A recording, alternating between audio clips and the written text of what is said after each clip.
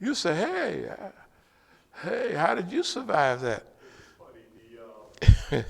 That lot across the street on A Street, the guys they working on it doing some work, and they were getting cleared one day, and the guy was telling me how he had hired one of the neighborhood Negroes to help him, and the neighborhood Negro told him, "Yeah, I'll be right back," and he ain't never come back. You don't come back because, look, we've been trained. Look,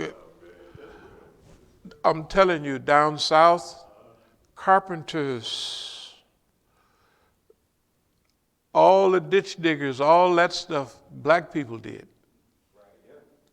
And so construction, it was okay. So when we went out west and what have you, and we went up north, we could get a job because America's growing. They needed that type of thing. Okay, but then when you begin to put white workers out of, these unions, not only the auto unions, they was against it. Now you got to imagine black people down south. In 1966, 65, what I remember in Mississippi, it was about $2 a day. That's what you made, $2 a day.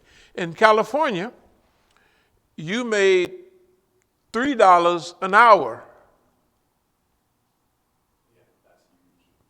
Okay, now let's think about, let's do a little math on the thinking. And I remember these facts from the newspaper. In 1959 and 1960, if you were a black woman with 10 children, if you came out to California, you could get $400 a month welfare.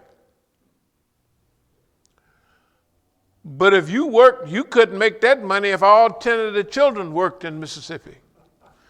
Now, I want you to imagine, where are you going to go?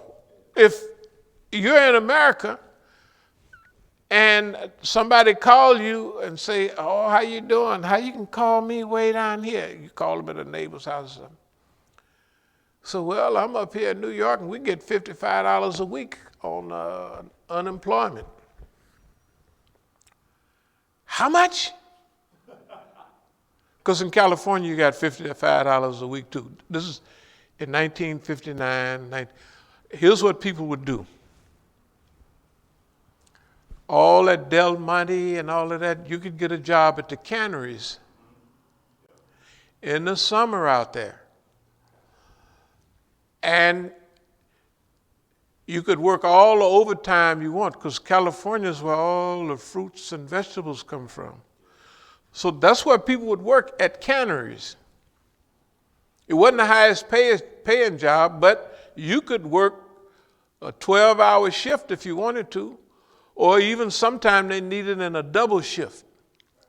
Okay, so they would build up what they used to call po' boy. Unemployment was called po' boy out there, So you could make enough money, and it would be a big, juicy piece of money. So during the summer, you would buy your car, your new car, whatever it was you wanted to buy, you would buy it then.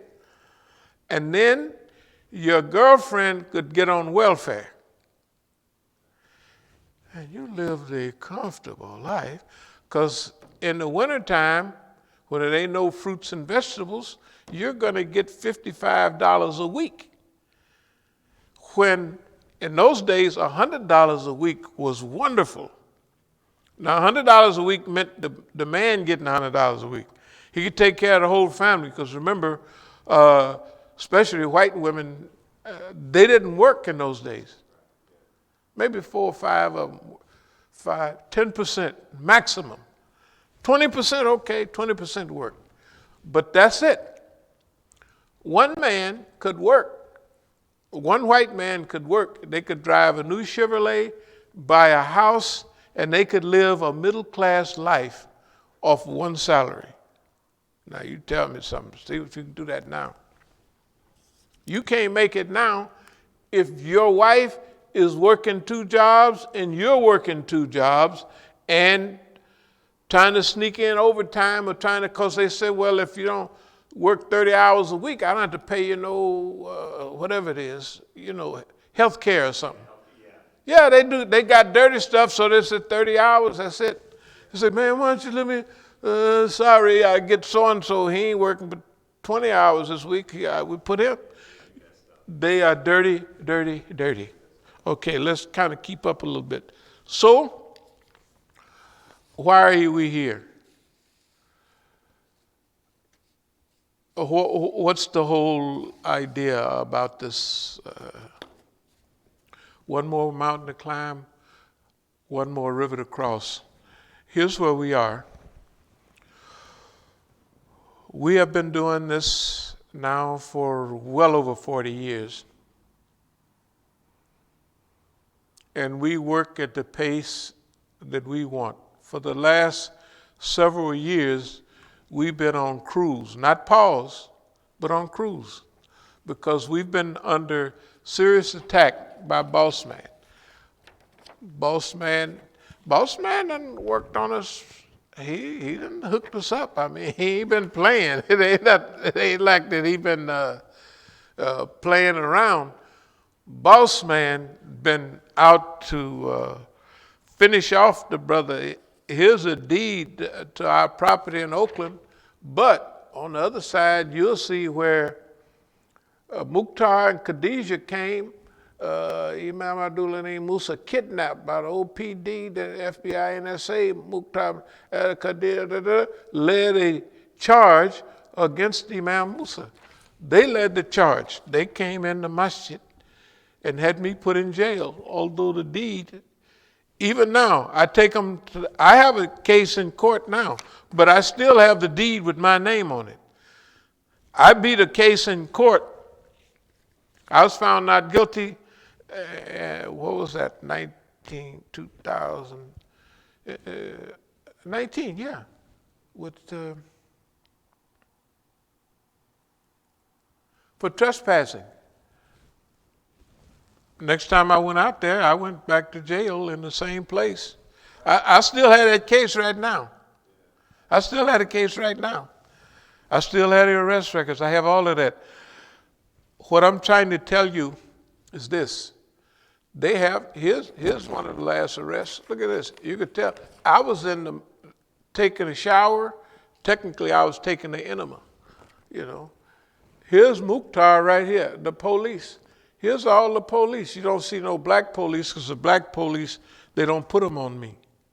They put everybody else. It just so happened these are Latino brothers, and they're more happy to have a job. But they sergeant that's Latino, he talks real good English with me.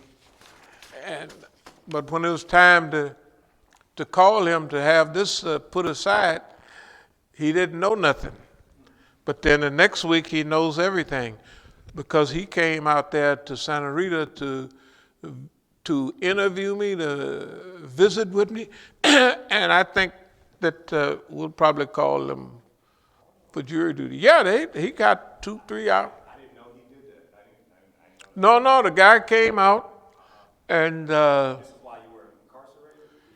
yeah, okay. When I was incarcerated, out of 4 times, I would go in and go over to this cell on this corner and I'd wait there for about 3 hours and they'd let me go.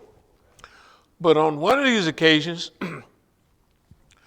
Khadijah said that I had assaulted her or that I had a machete.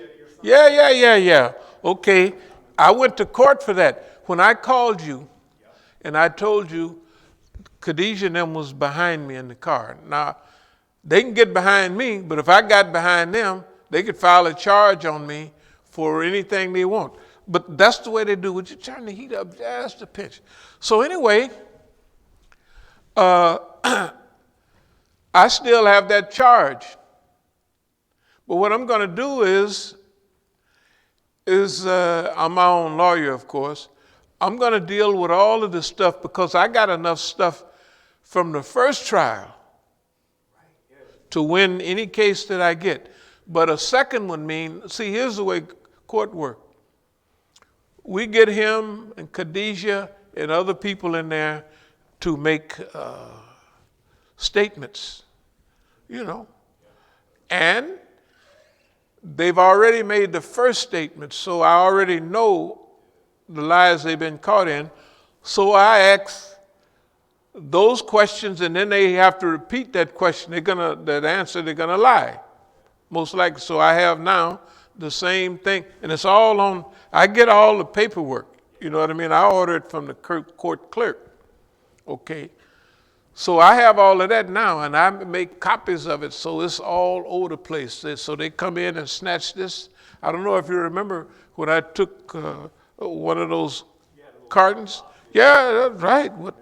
I had 3 different sections of all of what has happened.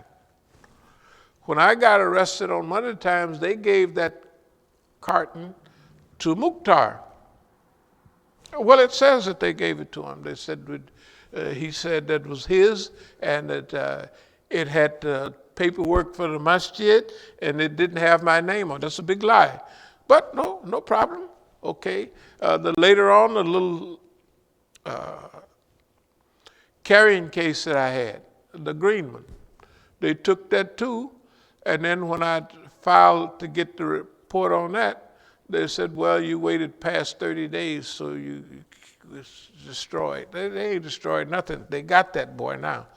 And then they go all over trying to, wherever I was living, okay, I leave 2 or 3 copies of everything there. So they find 2 of them and throw them away, or they keep them. I'm going to file papers for the Clarence Reams room, where all the stuff they've taken from me. They've taken archery equipment. Like I had one of my favorite bows was from 1969. They don't even make them anymore. So a plastic recurve bow, 65-pound bow.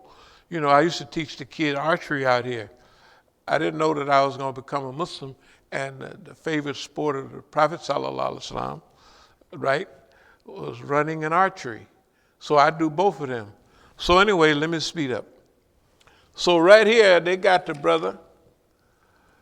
They have him barefooted, and it's unbelievable.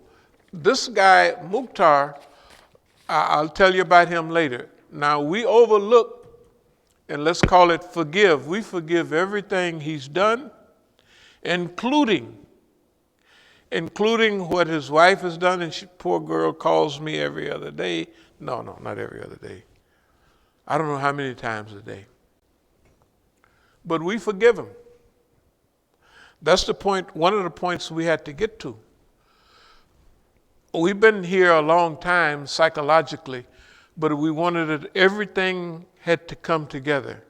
What the government is trying to do to the black community, and it all adds up. The black youth have no idea about these people of the past. They're a figment of history. Way back. Pete O'Neill is still alive. Sekou Odinga, I have his picture, but I don't have it with me. Sekou Odinga is still alive. Okay, they were in Algeria with me, and they know all the stuff I've said, they know that's true.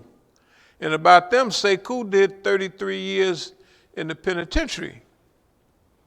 And he has something on him that you can't associate with. State of New York. Yeah, the state of New York is like that. Yeah. So some kind of way they let him out, and I was going to do a program, had an Iranian guy, they was going to put something down for people in Iran to see. He was saying, man, what is this about? I got certain, I said, enough said, I got it. I got it. That if you show up on TV over there and they get a copy, then they going to say you have done this, that, and other. You was in the penitentiary for 30 years, 33 years. I wouldn't be in a hurry to get back either. You know what I mean? And then when you get a little bit older, you say, man, I ain't got time to do. Let's forget about black people leaving you alone in that prison, for all that time. They don't come to see you. They don't bring you no food. They don't do nothing. They don't even remember.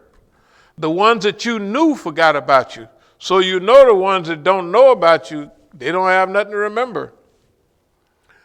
Anyway, so out of the two people that I know real good in that movement, most of them passed away. I saw, in fact, this in here. This is Pete and Charlotte. This is an old Black Panther. All of these, half of these people, International Solidarity, Pan-African, okay.